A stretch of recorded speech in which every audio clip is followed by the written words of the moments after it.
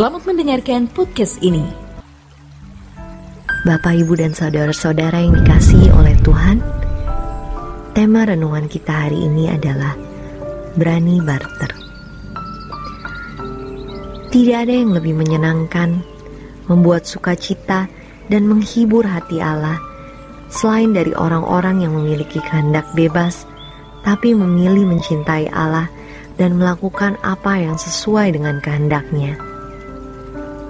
Dan kita harus memaksa diri kita sendiri untuk ada di track ini.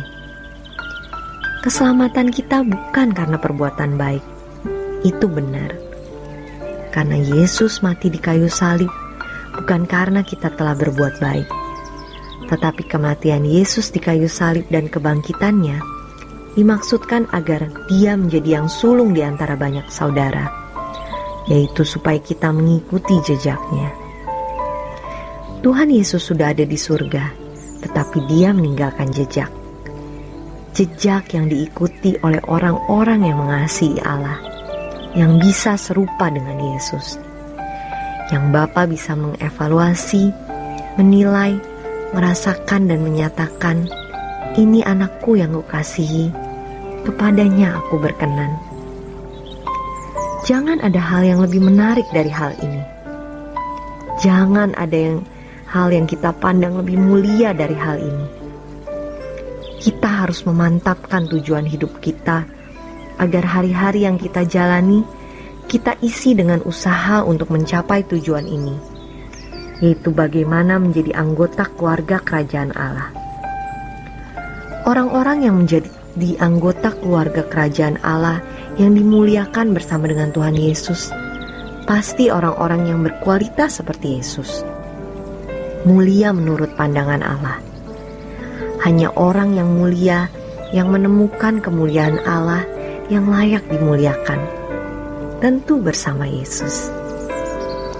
Itulah sebabnya firman Tuhan mengatakan, carilah dahulu kerajaan Allah.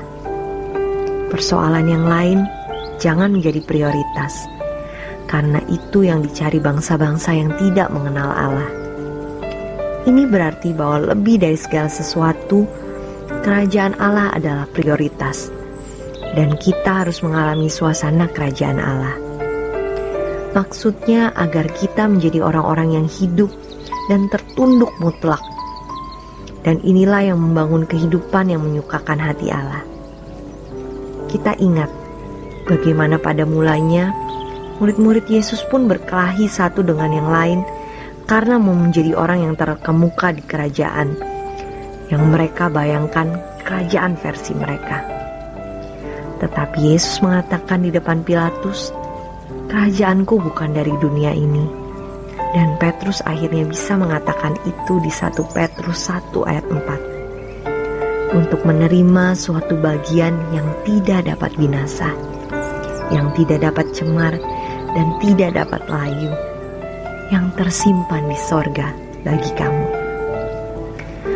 Karena kemudian di ayat 12 Petrus juga berkata, letakkanlah seluruh pengharapanmu pada penyataan kedatangan Tuhan.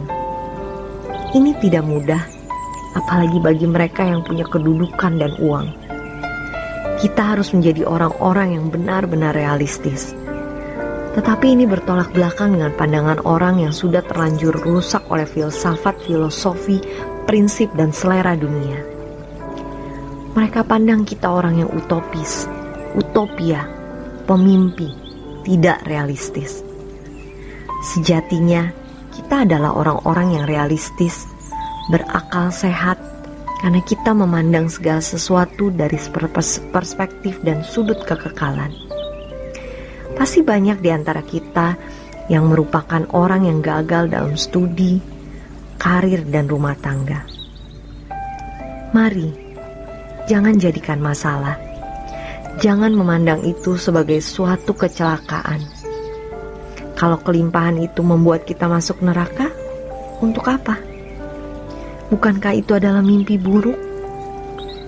Jadi jangan kita merasa minder karena rumah tangga kita berantakan, atau karena keadaan kita tidak baik di mata orang. Lewati saja. Namun kalau kita punya rumah tangga baik, ekonomi baik, puji Tuhan. Tapi gunakan semua itu untuk kemuliaan Allah. Jangan membuat kita tenggelam.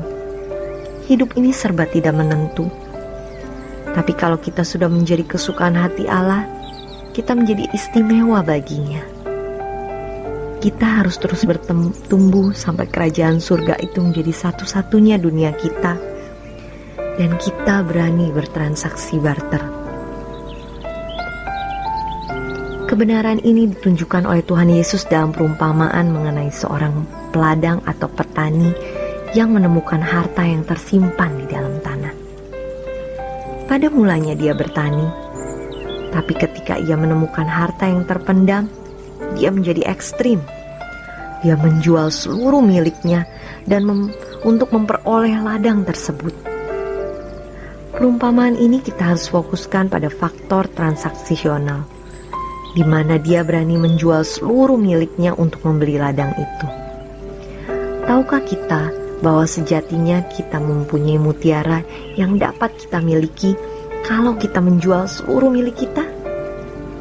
Namun selama ini kita masih merasa memiliki sesuatu selain Tuhan. Kita tidak bisa menyenangkan hati Allah. Biasakan dalam kekosongan itu, dan percayalah bahwa harta surgawi lebih besar nilainya. Kita semua punya harga yang sama di hadapan Allah. Jiwa kita kekal.